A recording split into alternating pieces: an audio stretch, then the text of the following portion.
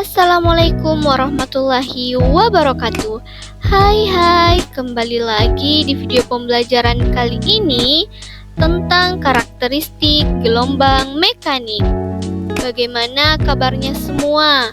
Semoga semuanya sehat ya, dan tetap semangat belajarnya. Kira-kira apa saja ya karakteristik dari gelombang mekanik? Untuk penjelasan lebih lanjut, silahkan simak video pembelajarannya dengan baik ya. Nah, ternyata karakteristik dari gelombang mekanik yaitu pemantulan atau refleksi, pembiasan atau refraksi, difraksi, dan interferensi. Untuk itu, mari kita bahas satu persatu ya. Simak dengan baik ya penjelasannya. Pertama, kita akan bahas tentang pemantulan gelombang atau refleksi. Perhatikan gambar berikut.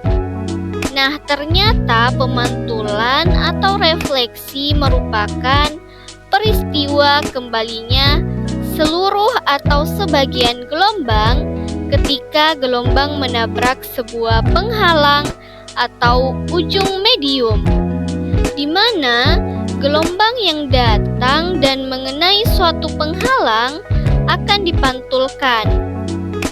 Gelombang lurus yang datang pada permukaan bidang datar akan berlaku hukum pemantulan gelombang loh, yang berbunyi gelombang datang, gelombang pantul, dan garis normal terletak pada satu bidang datar.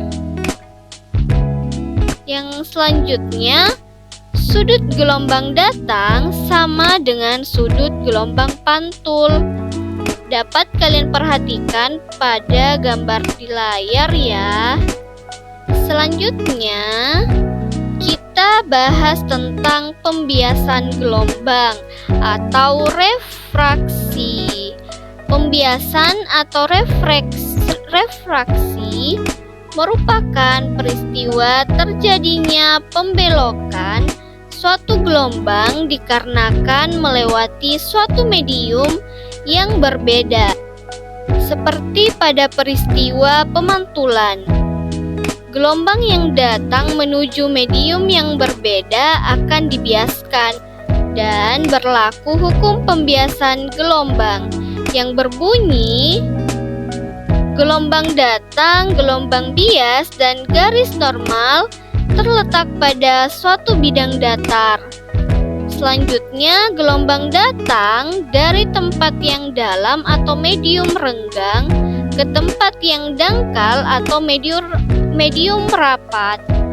Maka gelombang akan dibiaskan mendekati garis normal di mana sudut bias R lebih kecil dari sudut datang I. Dan yang selanjutnya, gelombang datang dari tempat yang dangkal atau medium rapat ke tempat yang dalam medium renggang. Maka gelombang akan dibiaskan menjauhi garis normal, yaitu sudut bias R lebih besar dari sudut datang I. Kalian dapat perhatikan pada gambar 1. Terlihat sinar datang dan sinar bias, di mana pada garis putus-putus yaitu garis normal, dan sinar datang tersebut dari udara menuju ke sinar bias yaitu pada air. Selanjutnya, perhatikan pada gambar kedua, di mana gambar sebuah pensil yang utuh dimasukkan ke dalam gelas yang berisi air. Nah, terlihat pada pensil tampak seperti pensil yang patah, padahal kenyataannya tidak. Peristiwa tersebut pasti sering kalian temukan, bukan? Karakteristik gelombang mekanik selanjutnya yaitu difraksi. Di mana difraksi merupakan peristiwa pelenturan atau pembelokan gelombang karena melalui celah sempit atau karena adanya penghalang. Semakin sempit celah yang dilewati, difraksi interaksi yang terjadi akan semakin tampak. Celah bertindak sebagai sumber gelombang berupa titik dan gelombang yang melalui celah dipancarkan berbentuk lingkaran dengan celah tersebut sebagai pusatnya. Perhatikan pada gambar di layar. Gambar tersebut merupakan difraksi gelombang.